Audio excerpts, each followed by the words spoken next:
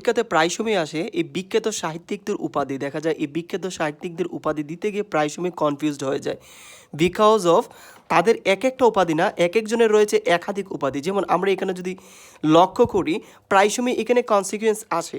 ঢাকা বিশ্ববিদ্যালয়ে দেখা যাচ্ছে যে ঈশ্বরচন্দ্র বিদ্যাসাগর, আমরা প্রায় সময় জেনে আসছি যে ওনার উপাধিটা হলো বিদ্যাসাগর।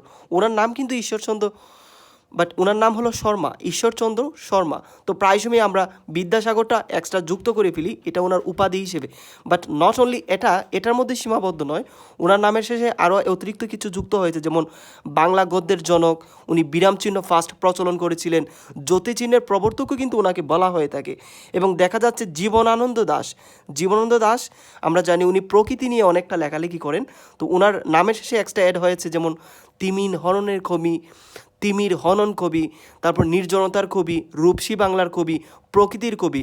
তাই আমরা জীবনানন্দ দাশকে শুধু নির্জনতার কবি বা রূপসী বাংলা কবি বলার মধ্যেই সীমাবদ্ধ থাকবো না। এবং 3 নম্বরে এখানে ফর্মে দেখা যাচ্ছে যে বঙ্কিমচন্দ্র চট্টোপাধ্যায়। এই বঙ্কিমচন্দ্র চট্টোপাধ্যায়, ওনাকে বলা হয় সাহিত্য সম্রাট, বাংলার ওয়াল্টার স্কট, বাংলা সাহিত্যের প্রথম সার্থক উপন্যাসিক। এবং আমরা পরবর্তীতে দেখতে পাচ্ছি বিহারীলাল চক্রবর্তীকে যেমন বলা হয় বাংলা গীতি কবিতার জনক, ভোরের পাখি।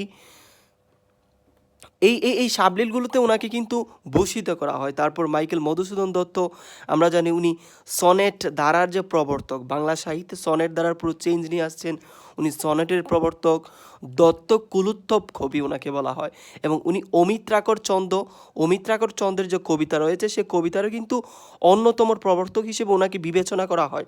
এবং উনি বাংলা সাহিত্যের প্রথম মহাকাব্য রচনা করেছিলেন।